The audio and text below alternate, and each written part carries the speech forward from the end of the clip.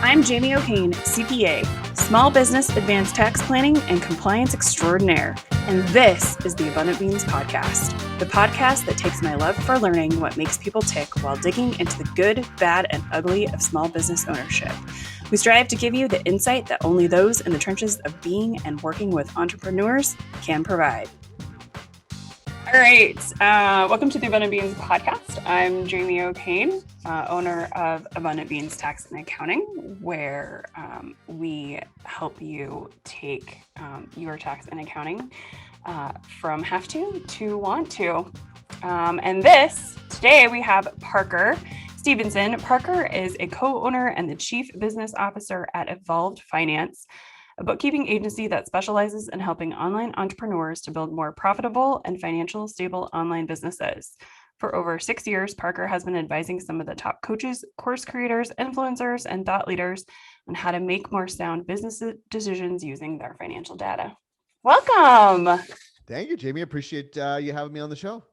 Emily rewrote your bio for you. I love her.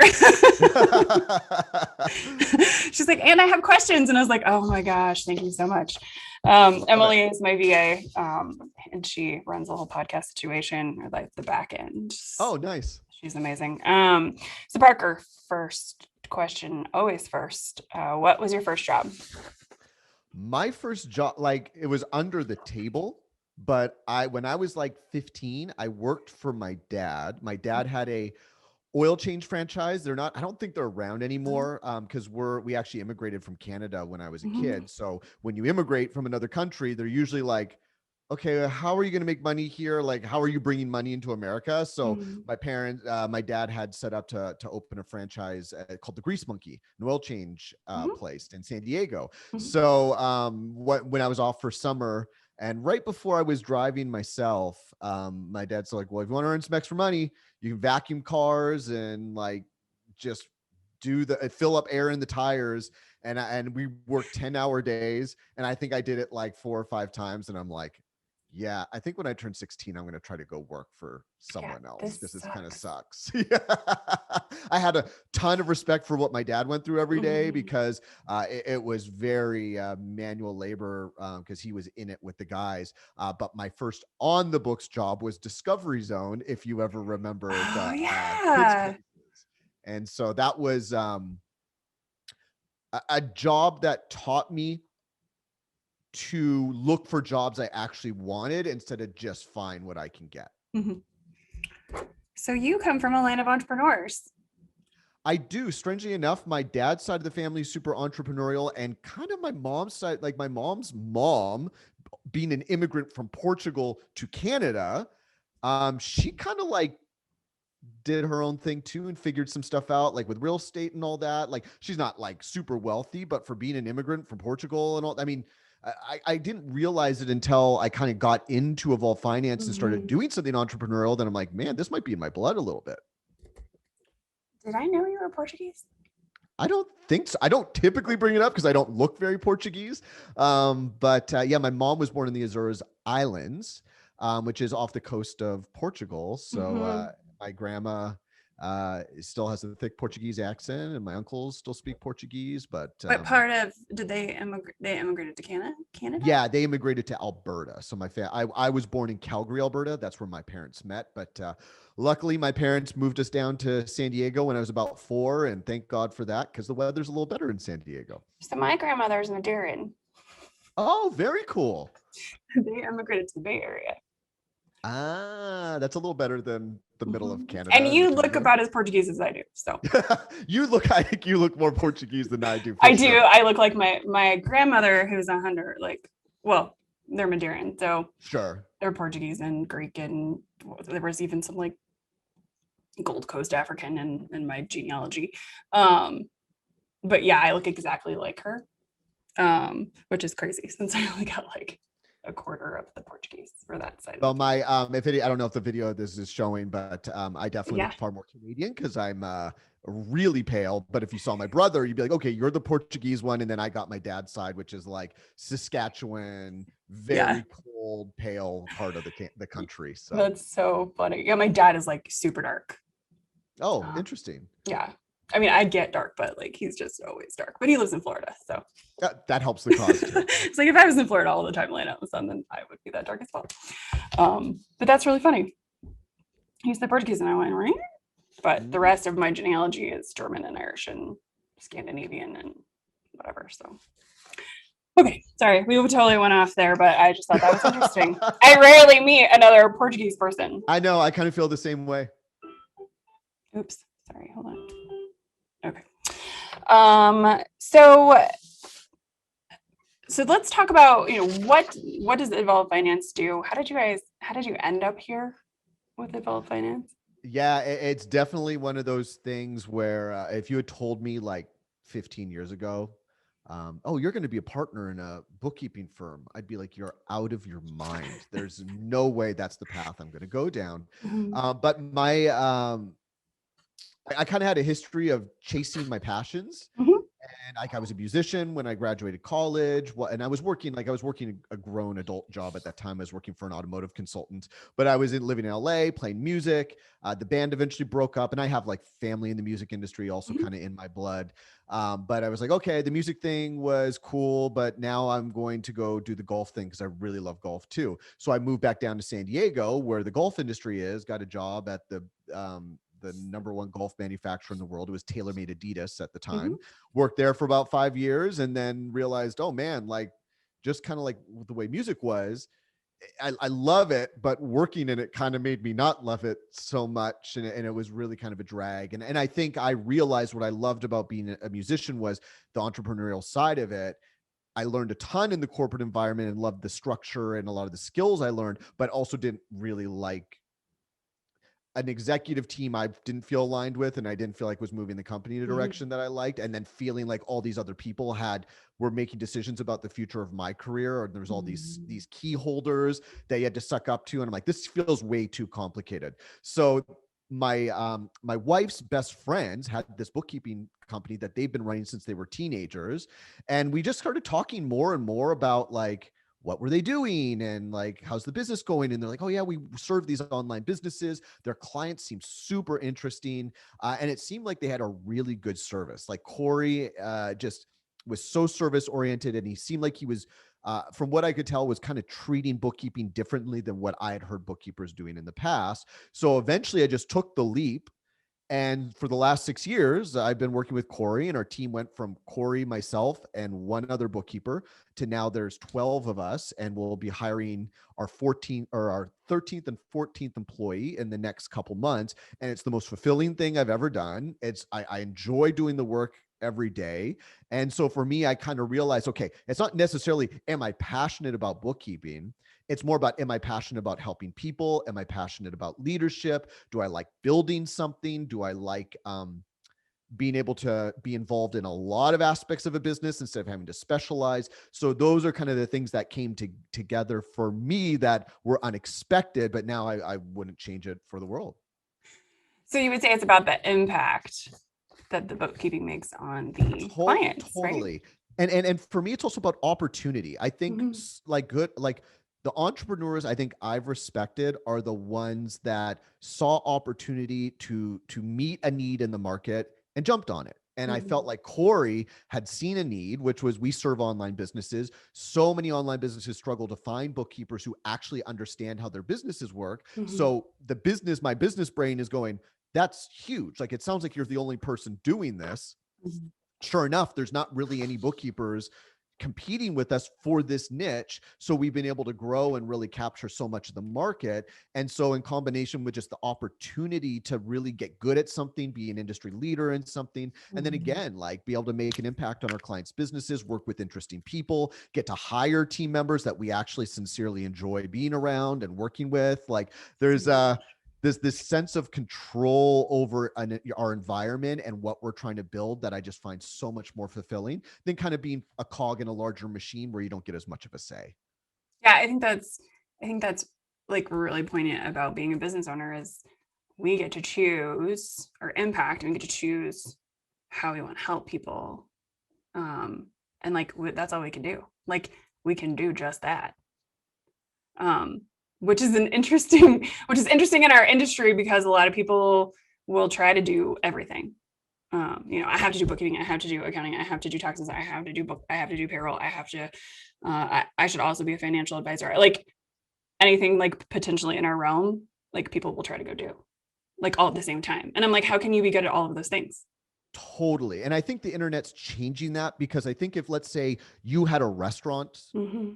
30, 40 years ago, and you're like, I need an accountant, like trying to find someone, an accountant, and then find a separate bookkeeper, and then find a payroll provider, and then have someone on your team manage inventory. And there was no software to really, like, there's all these aspects to running a business that I think your accountant kind of had to be that central point for you. And Mm-hmm. now the internet is making it easier to find the support you need in your business to serve certain things that, you're right. Like, I think a lot of business owners are starting to realize, oh, it's better for me to hire individual experts who are really specialized in the things that are most important. And then I can find other, like, I think we're kind of on the same page here. Mm-hmm. Like, we only do bookkeeping at this point because Mm-hmm. tax filing is a whole nother skill set that we would have to build out a whole other branch for the business. And for us, we're like, before we start trying to get good at doing all these other things, let's be really good at the bookkeeping first. And I think we see a lot of accountants, because our clients come to us from Mm-hmm. accounting firms who are doing their bookkeeping, and they go, this is awful. They were trying to do all the things, but they didn't do any of them really well. Versus our clients who work with accountants who only file taxes tend Mm-hmm. to be really good, because all they worry about are filing taxes. And I think the reason we're so good at doing bookkeeping for our clients is because we only worry about the bookkeeping. So I think because of the internet, it's easier to find these people like us who Mm-hmm. specialize and can niche down and really provide value, instead of just hiring people to fill holes in your business and just hope it works out, like I think you used to have to do. Yeah. I do get some pushback for not being a one-stop shop. We do Um, too sometimes. yeah, but anytime I see, but I always say like payroll is one of my things that I'm just like, why would I A, do that? B, tie my team to it, and C, well, you don't want to pay us for that. Yeah, Like there are people who specialize in payroll. Like very rarely do I have to turn around and step in on a payroll because that's what they do and it's cost efficient. And like that's just one of those things you have to do. Like there's no totally. value added payroll. There just isn't. Like we just have to do it properly. We gotta get it all paid in. We gotta make sure it's kosher. Like it's just compliance. Totally. And that's why we don't do it because there's no value add there. We feel the same exact way. We don't do it as well because the software, like, I don't know if you use Gusto ever, but like Gusto is so perfect Mhm, for our clients, and it's so affordable and it's so intuitive that it's like, why pay a whole payroll provider to do manually what software is making so much easier? And the mhm, customer support is so good. Like, again, there's these solutions that are starting to make their way out there that are more cost effective and mhm. more specific to solving the problems you need. That, Yeah. you're right. I think a lot of entrepreneurs go, well, I just want someone else to manage it. And it's like, well, why spend the extra money when there's a good happy medium somewhere in Mhm. between, if you just do a little bit more research into what really is going to make sense for your business? Yeah, and I always say payroll is not a DIY situation. Like, and like I had somebody the other day be like, so can I just run my own payroll? And I was like, okay, tell me the 6 compliance pieces you need to make sure you pay, and when they're due. Yeah, I didn't think so. Because I like to kind of talk about this stuff because I don't think people understand this, but you're holding those taxes in trust for the IRS. So those are trust taxes. Those do not belong to you. So when you do not pay them in on time, you're not paying in money not yours. It belongs to the employees. It belongs to the IRS. Like Totally. we don't mess with it. That's one of those things I'm just like, that's not one of the things we mess with because that's a really good way to shut down your business.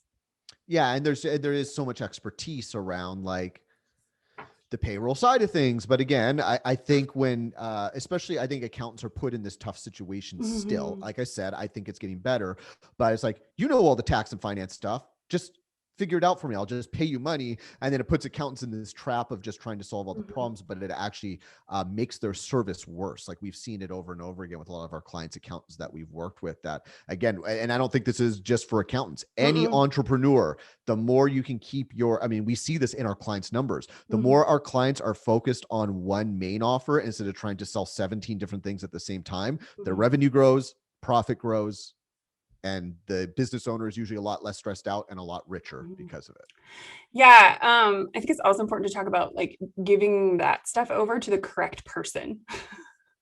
the cheapest guy in a corner office, or in the little strip mall, he's gonna probably run away with your cash. That's like the easiest way to lose all your cash, is to hand your payroll over to somebody who isn't qualified to do it or is going to scam you in the long run. So having a proper third party doing your payroll is just so important.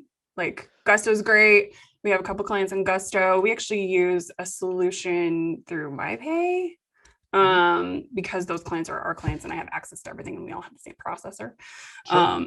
I've been with them before Gusto was a thing. But there's no reason to do your well, and I think, or your own bookkeeping, and let's talk about that. Yeah, I mean, the only time I've seen businesses come to us where they're like in trouble, where I think where the business owner is like, I wish I didn't start my business because I'm so much worse off from it, is when they trust the wrong person. Because it's not even so much like, I hired this accountant in a strip mall. It's more, oh, my business partner said he knew how to file the taxes and he just did it. Or my uncle or my aunt said that they've done it before, they've used Quicken, and then they did it for me. And then 2 years later, the IRS goes, oh, by the way, you owe us a gajillion dollars, and they're not good for it. And now they're paying, paying back taxes, and kind of dug themselves in a hole. Those are the situations where, for whatever reason, especially Americans, we think we're smarter than the system, and we think, oh, we don't need these certain things, this is just recommended. But it's like, there's just such a tremendous responsibility as a business owner to make sure, like you said, compliance, you're staying compliant with payroll, you're staying compliant with the way you file your taxes, that pay the money to bring experts into your business. It's a cost of doing business. But it just blows my mind, some of the decisions I think entrepreneurs make for the sake of saving a couple $100s a year, that puts their businesses in such volatile situations. No, that's really true. So I want to talk about, what is an online business? What does that mean? So for us, the clients that we work with as online businesses, it's really, I should add another word in there, online lifestyle businesses. Because technically you could go, Amazon's an online business, but obviously they're a massive multinational corporation. But our clients are really in the business of selling information. So for us, we don't work with e-com businesses, just because, as you know, inventory management and all that can get. We don't work with those either. Yeah, because we send those over to our friend Veronica Wasik. Yeah. And so there's people that specialize in inventory-based businesses, which is great. So our clients are usually selling courses, membership sites, they're influencers, authors, bloggers, it just, again, kind of thought leaders sharing information in one way or another, and selling information in order to help people grow businesses, have like get better at their hobbies, or just learn new skills in general. I love it. So what is important profitability wise for online businesses? Because you generally don't have a lot of overhead. Well, and it's amazing how quickly an online business can build up overhead. Oh, totally. if they're not being intentional. But you're absolutely right. I mean, if we look 30 years ago and you want to start a retail business, I mean, how much money do you have to go get, ask your parents for, your friends and family, take out another mortgage, go get a loan from the bank just to buy your inventory, rent, hire a couple employees right off the bat. Online businesses, I mean, we've seen our clients build multi-six-figure businesses with themselves and like a VA and some software. Like $10. Yeah. They might drop $1,000 to $5,000 up front over the course of 6 months to get some stuff together, and then they have a business going. So for our clients, they're going to be at least six figures or more. So, your profitability will be different if you're just getting started, but because our clients are all making anywhere from their first 100 grand to crossing the 10 million mark, we're going to be pushing for 30% profitability or better. We have some clients that can get to 50, 60% profitability after all of their tax write-offs, like really like all their business expenses, even maybe running some payroll for themselves. And they can still be in that 30 to 50% profitability range. But the reason we emphasize it so much for our clients is because most of our clients aren't going to have businesses they can sell. The great thing is super profitable, easy to manage cash flow, Downside is you might not have a business you're going to like sell for a couple million and then retire. But in our eyes, it's fine either way. In a lot of ways, I think being able to have a business you can build up profitably right from the start is less risky than like trying to start a startup, hoping you get paid one day. Hopefully you can sell it one day, you go public or whatever it is. So for our clients, we're like, you're getting your buyout now every single year, but the way you ensure your buyout is as juicy as possible is just, are we paying attention to our profitability? And if we can balance our profitability with making sure we're keeping the business stable, you can make an executive level salary for as long as your business is around. And from there, just make sure you're putting aside money for the future on the personal side of things. Yeah. So they want to minimize taxes for right now. They want to do their post and, pre and post, retirement stuff and really get a good balance there. That's really interesting because, we talk about, because we work with women-owned veterinary and dental clinics. And so those are sellable businesses, right? Totally. But if you're taking every penny out of it all the time, right? And then you think it's going to get a payout, we really only get paid, 1 or 2 years of revenue, really at the end. Yeah. So, minimizing or maximizing your profit is always important, right? Because then you can get as many dollars out of it today, regardless of what it's worth later. But I think that's really interesting about thinking about the longevity of those, of influencers. My favorite YouTuber isn't going to turn around and sell her business to somebody else because nobody else is going to watch that person. Yeah, exactly. Right. I'm never going to turn around and sell the podcast because nobody is me. Nobody's, nobody can host like I do. Right. They can host their own podcast, but they can't host mine. Yeah. They're going to lose your audience. Right. They would lose my audience. This isn't Jamie. Why would I listen? People listen to me for some reason. I don't know what it is, but you and me both. I'm always just flabbergasted. Thank you, listeners, for listening. And if you want to shoot me an email and tell me why you even listen, that would be really great because I'm still flabbergasted by our downloads. But this isn't something that's sellable, right? And that's okay. And that's fine. Yeah. But that doesn't mean we toil in it for 6 years without a payout because we have to understand that. Totally. And that's where, even if you do have plans to sell your business one day, are you going to get more interest in your business if cash flow is tight? Or are you going to get more interest in your business if this just looks like a cash machine for someone to just take over? Right. So I personally feel like, sure, sometimes you give up profit for growth if you're trying to build up the value of your business temporarily and, or there's some sort of end game there where it might be worthwhile. But if you're just not profitable because you're not paying attention to it and you're not managing your personal finances in combination with your business finances, then you're doing your business a disservice. You're doing yourself a disservice by not maximizing those two things. Because again, if someone said, "Hey, do you want to buy a business?" The first thing I'm going to look at, well, what's the cash flow like? What's the profitability look like? And if your profitability is crap, I'm definitely not going to give you as much money as you want for a business where profitability is going to take some time to get fixed. And the industries are changing. So one of the things I actually laugh at is somebody will send me an email and they're like, "Hey, here's this tax firm for sale. Do you want it?" And I'm like, "Are they on monthly fees?" They're like, "No." And I'm like, "No, I don't want your tax prep clients. I don't. No, thank you. You don't want a tax firm that is essentially operating like it's 50 years ago? I don't want a product-based firm. That's not what I'm about. So it's always just like, well, maybe I can convert 10% of these. Is that worth it for you to tell me the 10%? It's just always just no. Do you have anything that's actually monthly fee based? No. Okay. Well, let me know if you do, because it's really hard to convert clients to that.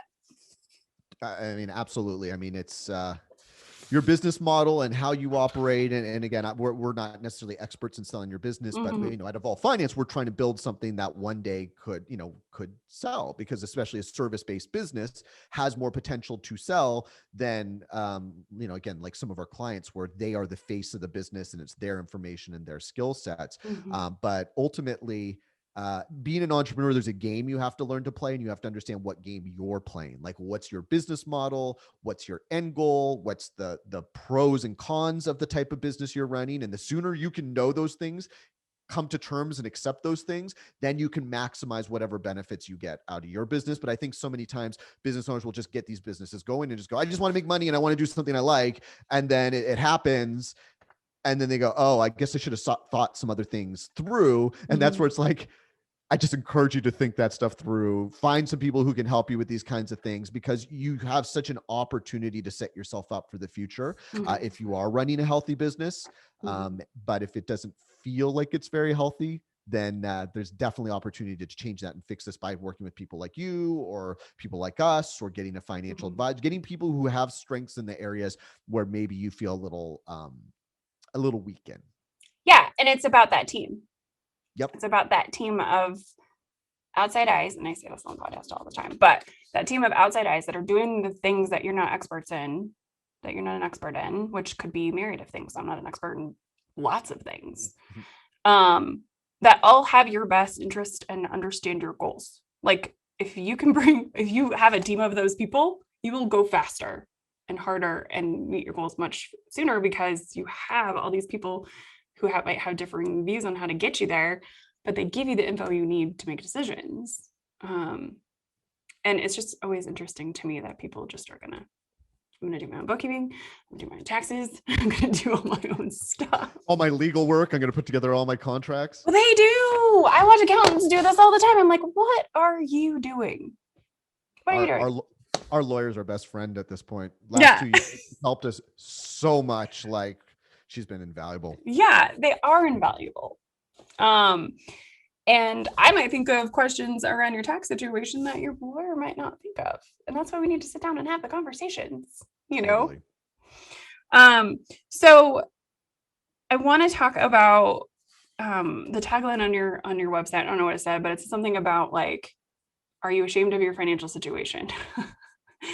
So I want to talk about the shame that business owners have around their bookkeeping. I want to know what you see. I want to talk about why we do this. Totally. So and how do we release people from this? Because we do non-judgmental support over here. Everybody knows, if you've listened to the podcast once or twice, I'm a birth doula. I used to be a birth doula. I do non-judgmental support of like, what do you want your birth? Okay, cool. Let's go do that. That's how I learned how to do non-judgmental support. And now we do it with our business owners. Oh, you haven't paid your taxes in 5 years? I really don't care. Let me send you to my resolution person. I have no feelings about that. Why do we have this shame, or why do business owners feel like they should understand bookkeeping? Yeah. And just so the tagline on our website is it's time to stop feeling ashamed, frustrated, or stressed about your finances. And you know where I got this from. Yeah. Jamie, because you know these emotions as you see it. But when we talk to, I've talked to literally hundreds of prospective clients over the years. And and maybe some of you can relate to it. Maybe some of you don't, because you have all your finances put together. But I think that because the financial side of your business, whether it's your bookkeeping, whether it's your accounting, whether it's your like budgeting and forecasting, whatever it may be around your numbers, there's not really common knowledge around this stuff. Like, I went to business school, I took finance and accounting classes, and I remember in business school going, I have no context for this. I've never worked in a corporation. This is all related to giant corporations. We're not talking about small businesses. So now I think so many people, even if like our clients even went to business school, which most of our clients didn't, they have this idea of finance that's giant corporations. They're not running a giant corporation, and they're trying to translate that into their business, and they just feel lost and confused. But as business owners, we're all trying to, I think, fight with imposter syndrome, right? We're trying to be like, oh, am I really bringing in this much money? Do my clients really trust me to do these things, right? Like, we all are going through these emotions that when you, and these are emotions we're having with the parts of our business we're good at. Our marketing, our sales, our serving our customers, that then when you get to the parts of your business where you don't feel like it's your strength, again, I think it just brings up this shame, like, oh, I should have paid attention to my finance classes in school, or, oh, I should have asked more questions to someone, or I should have found someone who can help me with this right now. And I think part of the failure of our industry we're in, Jamie, like both you and I as financial professionals, is that I think as a whole, our industry does a poor job of positioning what we do for our clients, educating and helping them understand how this part of their business works, and then providing a service to them that really gets to the root of what they're looking for, instead of what we just think we want to do for them. And so obviously, you're running an accounting firm very differently than a typical accounting practice would. It's still hard though. But for every one of you as an accountant, or Yeah. every one of us as a bookkeeper, there's a million others who are still doing, kind of providing their service in a very archaic way that makes the client feel like, okay, I'm afraid to ask them questions. I don't really understand what they're doing. They're not really wanting to explain this to me anyways. I must be dumb and I must just not understand how this works. So I think the combination of in America, we do a crappy job of teaching people about money, period. Just personally. Yeah. And then you combine that with the fact that I think our tax code's so complicated. The way we talk about finance is almost in this other language that's completely unnecessary for small businesses. But it's like, you feel like you have to learn this whole other vocabulary, that it just feels overwhelming and really out of reach in terms of like, or out of your grasp in terms of being able to understand it, that our go-to feelings are, I feel bad. I don't know this. I'm ashamed. I'm frustrated. And this is stressing me the hell out. So I think I'll be curious to see what your experiences are here, Jamie, but this is just something that it's so prevalent. There's a reason we put that tagline on our website, because we have such a bizarre relationship with money in this country, let alone being a business owner who now not only needs to manage their personal finances, but now has the responsibility of tracking their P&L for a business as well. So I'm curious, what have you kind of seen, and what's your experience been with those emotions? Well, our tagline is giving you the confidence that your tax and accounting are working for you and not against you. So it's kind of similar. My experience a lot of the time is, I think it goes back to our culture of like the solopreneur, or, the lone cowboy. We're supposed to know how to do everything, or we can figure out how to do everything. And if we just try hard enough, we're going to figure it out eventually, regardless if like debt and credits make any sense to you, which honestly, they really shouldn't. There's just so much shame and almost fear about getting it wrong. A good friend of mine, really good friend of mine, I don't know why she didn't just message me, but she posted it in one of her forums, oh, I did this thing. Like, she accidentally wrote a check out of her personal account instead of the business account. She's like, how do I do this with bookkeeping? And I was like, okay, well, you just do this and, you're just going to do a transfer. It's fine. Just book it here. And she's like, okay, but could you also tell me it's okay? And I went, she's like, and this happens. And I went, oh my God, it happens all the time. And it even happens to me. I set up my daughter's recurring preschool on a company card on accident once, the recurring one. So it took me a while to figure out how to fix it. Right. Because then I had to log in and talk to the people, and it was a whole thing. I do those things. It's okay. We just have to account for it properly, because really it's all ins and outs. Like, we can figure out the ins and outs, right?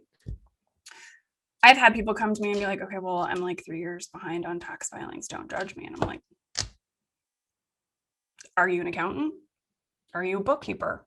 Have you ever actually done bookkeeping? Well, no. Are you a tax professional? No. Then why? I don't understand why we think that we can be experts at what we do, but also do everybody else's job. Like, why? How is that A, good business, and B, good for your psyche? Again, that's like that imposter syndrome, right? Like, I already have imposter syndrome about being an expert in tax, and I'm a pretty freaking amazing tax person and tax planner, because that's just how my brain works. And I like tax. Yes, that's weird. But I have imposter syndrome about that. I tried to move our Gmail, or we have 2 Googles. We just did a whole domain switch thing. I started the domain migration and then like checked myself and was like, what the hell are you doing? Why am I doing this? Why am I doing this? You are over your head. I had to practice what I preach, and I do it every day. We all have to, as business owners, check ourselves and learning how to do things that really we have no business doing. And I think something you said kind of triggered this for me too, because I hear this a lot as well. is I think as business owners, especially in the online space where there's a lot of visibility, like I don't know as a veterinarian if you're paying attention to how successful the other veterinarians are around you. I'm sure there's a little bit of that. Oh yeah, there's a But in lot the of that. online space, it's so visible because everyone's running an online business and everyone's kind of following each other's social media that you feel like, oh, everyone else has their act together and I don't. Like they're doing so well. And behind the scenes of my business, the finances are a mess. And even comparing yourselves to other people makes you feel even more ashamed. And typically when someone comes to me and tells me that, I'm like, I promise you, almost anybody you're watching and admiring from afar is going through the same mess and trying to get it figured out. Unless they work with us already, chances are their finances probably are a mess.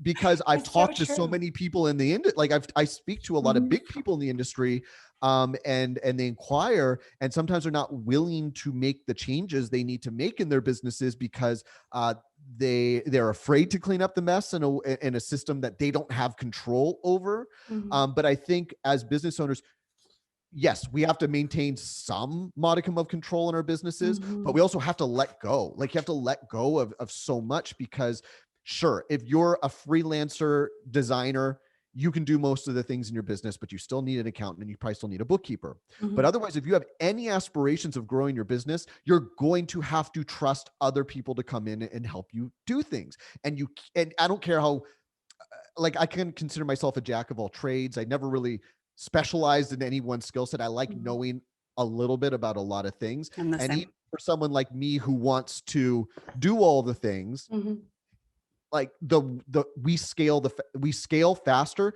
the more people we bring into this business and get support on the things that need to be done right. So I think that's a piece where especially with your finances, if you can get over that hump of but someone's going to see my mess, someone's going to see that I haven't been responsible or I haven't been on it or I haven't been whatever words we want to use. I haven't reconciled every single month on the first day of the next month. Yeah. Like that's where I think it's so great that you have that doula background. That's perfect experience for what you do. Cause we're the same way. It's like, yeah, this is hard. There's no roadmap for this. You came to us. We're going to help you.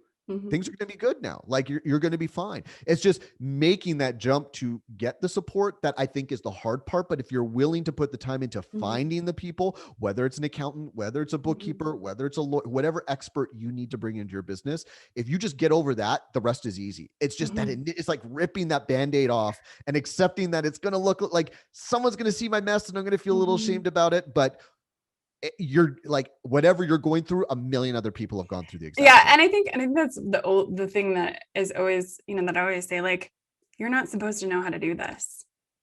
Like, I don't expect you to know how to do this. Stop expecting yourself to know how to do this. I release you from this. Release yourself from it. Because I don't expect you to know. Like, as an expert, I don't expect you to be an expert. Like, why? Why would we have those feelings? And again, it's a lot of internalized stuff, right? I have learned how to do more things as a business owner, like that jack of all trades stuff. I can do most of it pretty competently, but I also had to learn that I couldn't do the stuff that actually makes money if I continued to learn how to do all of those other things minimally competently. Absolutely. And I think the other thing here to remember as well that I think is important to address when it comes to these feelings as it relates to the financial side of our business is money is an emotional trigger for a lot of people too, just in general, right? My mindset. Yeah. Like, I mean, it's so dependent on like, how did your parents respond to money? How did they teach you to respond to money? Did they even teach you anything about managing your finances, or have you felt kind of in the dark and just reacted emotionally to your financial situation and used money as an emotional outlet or whatever it may be, right? And so you combine that with the fact that now, okay, maybe you had some of these complicated connections and emotions to money before you started a business, and now you're starting a business where you have an even more sophisticated financial entity that you now have to be responsible for on top of your personal finances, that again, it can just, I think, overwhelm people because of how again, I don't know what it's like in other countries, but I think in America um, there's so much judgment around whether or not you have money, if you're good with money, and your value as a person is tied into your ability to generate and manage money, that I wish there was some way to change that as part of our culture and just turn everyone into more of a learning mindset and an open mindset to bringing experts in and understanding this part of your life and your business in a simpler way, because so much of the time we overcomplicate this part of our lives as well, that also just makes us feel more ashamed that it's just getting messier and messier. But money is an emotional trigger for a lot of people, and I think it's also important to understand that, accept that about yourself, and then realize if you need to do some work around money mindset anyways, because I know it's made a huge impact on a lot of people when they make that realization. Yeah, it's really hard to grow a business if you have a scarcity mindset around money. And honestly, that's something I had to fix. Like, that's something that I grew up with. My brother's like the budget guy now. Like, he's like, it was like the fire money thing. I don't even know what it is. And I'm like, I'm gonna buy stuff, Kay. But I had to flip the script on scarcity and money and abundance and energy and all of that. Otherwise, there's no way I would ever grow, right? And I don't have everything figured out. And I have people in my industry that are like, hey, can you tell me how you got to where I am? I'm like, where do you think I am? First of all. Second of all, I don't have it all figured out. I actually had one of my mentors the other day be like, so if you don't reach, like, if you go over your goal one day, like, do you like 1 month, do you like roll that amount into the next month? And I'm like, I rarely hit my goals. He's like, what? I thought you were hitting your goals all the time. I'm like, dude, you don't know my goals. They're ridiculous and audacious and you never get met. Because that's just how I roll. And I know I'm never going to hit them, but they're big and audacious because then I actually can see them. Yeah, absolutely. So I kind of want to back it up just a little bit. Like, what's the difference? Like, we use accountant and bookkeeper kind of interchangeably. So let's talk about what the difference is. Yeah. So for me, it's really simple. Your accountant is the one who's going to be a tax expert, making decisions around how do we maximize your write-offs so that we can minimize your tax liability, right? How do we give you a small tax bill as legally possible while also making sure that we're being responsible with our taxes and not doing illegal stuff and staying compliant. I always just say, like, minimally illegal tax mitigation. We're always looking for legal tax mitigation. Yes, because I know some accountants are willing to push those boundaries in ways I don't feel comfortable with. But ultimately, that's what I think everyone should be looking for. Trying to minimize your tax liability through legal means. And that's something that, again, your accountant is going to be the expert on. What's the new tax laws? What are the new tax saving trends? What's going on in the industry? Versus your bookkeeper is going to be the person that is actually organizing all the financial transactions happening in your business. So in a lot of ways, I look at our company and our team more as data experts and data management, like a data management service, than necessarily like accountants, right?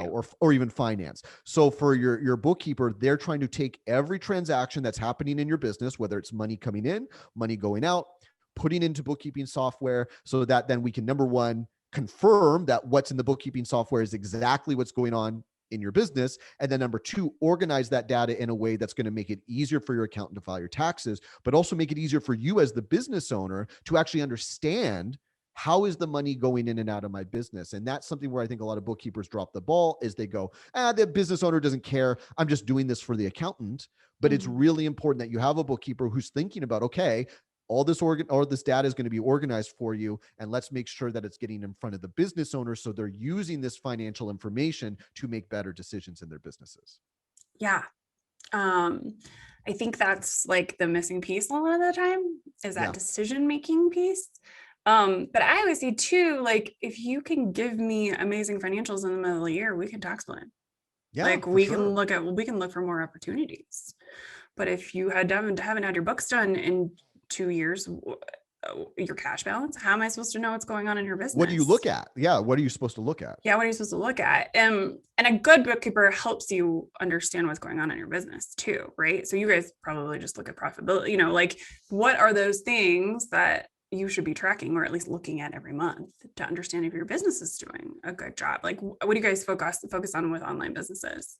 Yeah, for online businesses, I mean, it all comes down to labor and advertising. I mean, Mm-hmm. that's the main piece. And I think that's Mm-hmm. fairly common for most businesses. Mm-hmm. But it is important that I think, and this is why we niche down. Like if your bookkeeper uses a general kind of profit and loss statement that they use for a dentist's office and they use for a retail store and they use for a real estate agent. And it's like all these different businesses who you might need to organize that data differently and customize it to that specific business model. Yeah. That's what I think we do really well for our online clients. But if your bookkeeper is just kind of using a general way of organizing your data, then it might be harder to pull that data out. So for us, we definitely are putting the advertising, the labor, in different places to make it easier to analyze what's going on in the business. But when our clients are struggling with profitability, it's usually because either they're not getting a good enough return off of their cold traffic ad spend, whether it's Facebook ads, Google ads, whatever it may be, or they've built up their team, whether it's through contractors or employees,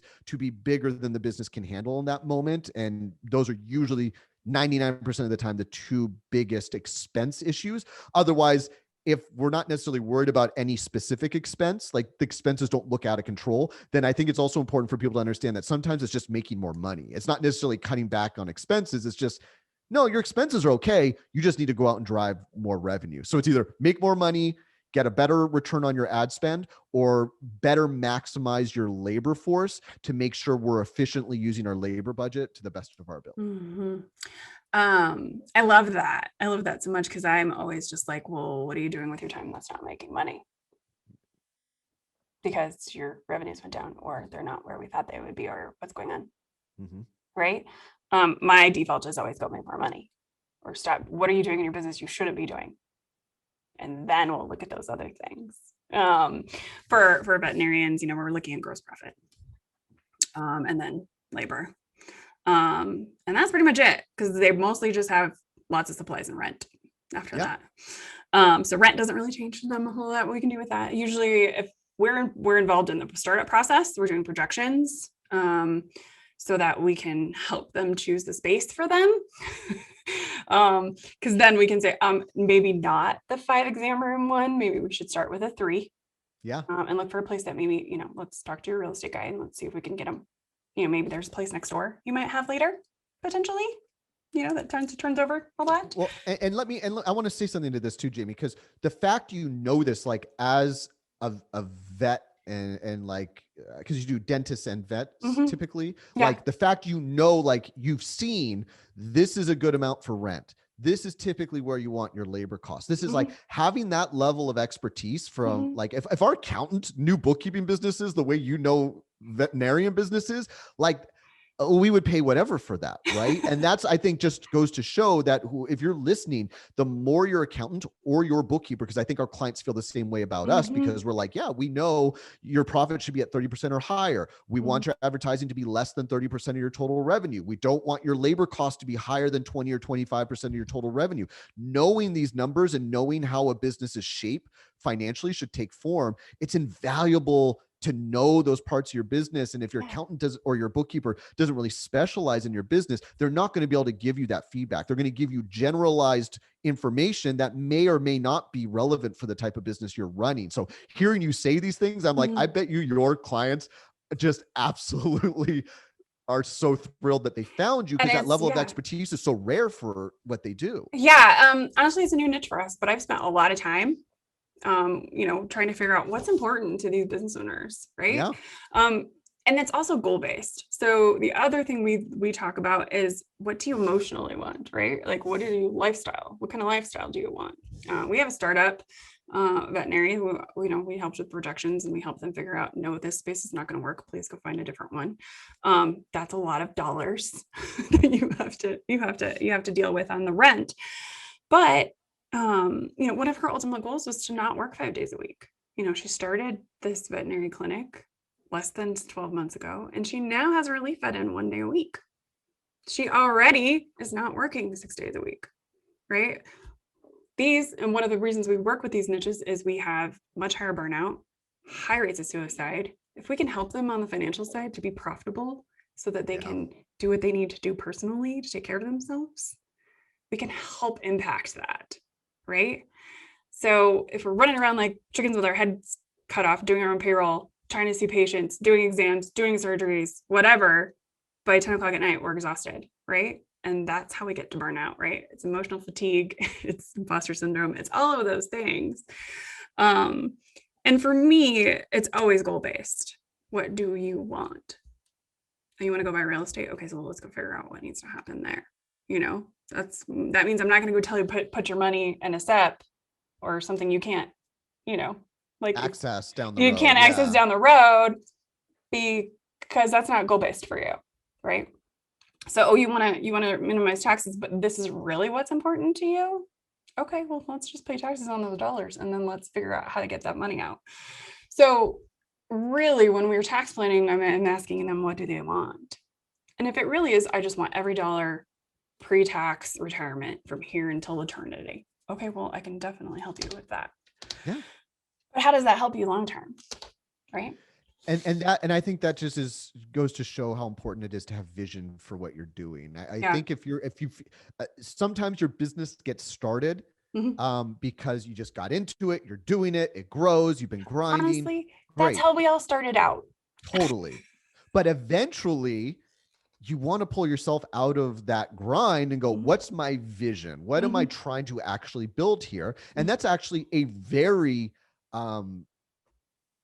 rare and privileged situation to even get to be in. What do I want to build? A lot of people will just work for a company, work for someone else, and they're kind of at the whim of whatever the company wants from them. But as a business owner, the more you can have a vision for what financially do I want this business to do? What, in terms of my lifestyle, do I want this business to do? What kind of results do I want to get from my customers? What kind of experience do I want to give my clients? Whatever, like you have so much more control over this. And the more you can have that vision, the more all of the aspects of your business that you're managing can start to come together in a way where you have more synergy, you have more efficiency, you have less stress.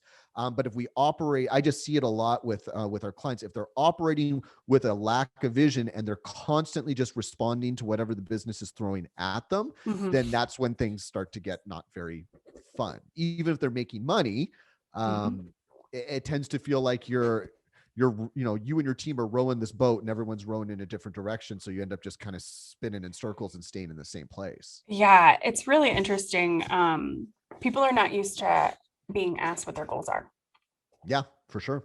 And I always look at people and I'm like, I'm not just minimizing tax to minimize tax. What are we doing with it? What is the purpose of it? Because if you have purpose, then I can figure out how to help you save tax towards that purpose. But also B, you're going to actually implement it. Yes, exactly.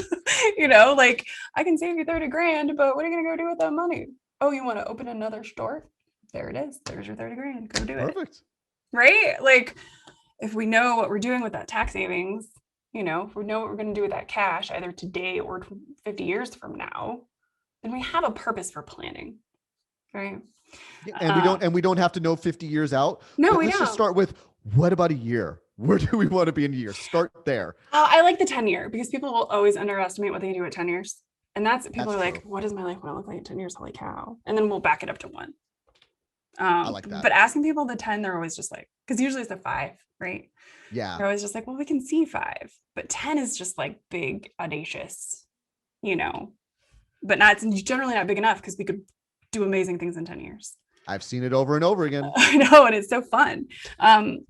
So it's just, I don't know, having people in your back pocket to help you with your financial stuff, with your business financial stuff is just so imperative because we just know what to do with these numbers and we know how to help you understand them. And we know how to pick out the ones that are most important to you. Totally. Right. Well, and the whole point of running a business is to make money. I think some entrepreneurs forget that, right? We do though. We do because we're busy doing all the urgent things. Yeah, for sure. So, I mean, it's arguably the most important part of your business because if your business isn't making money, All right, Parker. Well, we could do this all day, but Without a doubt. I have tax returns to do. So, oh, actually, I have to hop on CPE because legislation. That's important stuff for you to know, I would imagine. Yeah, I'm like middle of the tax season CPE. That really happens, but here we are. Yeah, that's the hangover of 2020 for you. Yeah, you know what? Hopefully at some point it'll stop. We'll see. Fingers crossed. All right, Parker. Before I ask my last question, what is the easiest way for people to find you? Evolvedfinance.com. It's evolved, EVOLVED, finance.com. I have podcasts where, especially if you're kind of more in the online space, we have a podcast where I just talk for 15, 20 minutes about a lot of the concepts we're speaking about here, just trying to share with people kind of more the behind the scenes aspect of their businesses. And then we also have a workshop that you can sign up for free on our website where we give away a free budget and forecast for your business and a budget for your personal life as an entrepreneur, that especially if you're in the online space, there's a tutorial on how to use all that. Highly recommend that because it's a great starting place to start to wrap your head around how the financial aspect of your business works. I love that so much. Like we all need, a little more financial help. Me too. We all do. I say all the time. Me too. Me too. I'm learning stuff all the time. Awesome. Okay. What is the one thing that online business owners can do today that will make their finances easier and less stressful? Oh God, I could give you a list. Number one, get an account. If you don't have an account, just for the love of God, get an account. For the love of God. Don't have a family member do it. Don't let your spouse do it unless those family members or your spouse is a CPA and or an EA. But or an EA is fine too. But even more so, an accountant that knows your business, knows how your business works. I think even just getting an accountant, sure, just get an accountant to begin with. But eventually, you like you're saying, you get what you pay for. As your business grows and your taxes become more important, find an accountant who's going to understand your business and really be a partner with you to support you as your business grows. And then aside from that, just don't put your head in the sand. This part of your business is really fun. I love forecasting. I love budgeting. I love feeling like I'm in control over the health of the business. And I feel confident about the decisions we're making in our business. I know our clients feel the same, but the only way you're able to kind of get that sort of confidence is by pulling your head out of the sand and going, okay, maybe I don't have the systems in place right now, but I'm going to bring in an accountant, or I'm going to finally get that bookkeeper, or I'm going to start looking at those reports my bookkeeper's sending me and I've been ignoring. Ask questions and start to learn. And if you can do that, you are going to be such a better entrepreneur in the long run by just paying attention and not ignoring this part of your business. I love this. Sitting down with our client, we have just a couple clients on our monthly consulting where we sit down with their budgets and their projections. We do this in our niche space only. But our startup is where she is now because we've been talking about her numbers monthly. Yeah. Because she's like, well, do I have the cash to bring in the really fit? I'm like, yeah, you have the cash. She's like, let's go. Let's do it. Because it just feels so much more confident when I'm saying your numbers, you're blowing all my projections out of the water every single month. This is amazing. Right. And it's amazing how many entrepreneurs need that though. Because they think they don't know, they could be sitting on piles of cash and they still don't know if they can make moves or not. Right. Or they're trying to run all the personal expenses through the business and they have no idea what the personal budget looks like. Yes. So somebody also to check you. Yep. It's just important. It's so important because we need to follow the numbers. We need to understand what's going on so that we can help you. Awesome. Parker, thank you so much. We're going to have to do this again. Whenever you want. I could talk this all day. So I just appreciate you having me on the show and get to talk to another financial expert who's on the front lines every day. I was like, we're going to just make this as not number nerdy as possible. I think we did a good job of that. I think we did a good job too, because we talked about the concepts, which is, I think, way more relatable to people, right? If we talked to business credits, people would be like, this is the most boring thing ever.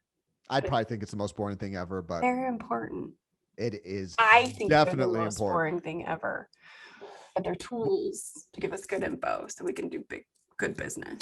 And it's accessible to everybody. Just find the right team, find the right people. You can feel just as good about your numbers as our clients do or your clients do. You just got to get the right people involved. Totally true. Thank you so much. Yeah. Thank you, Jamie.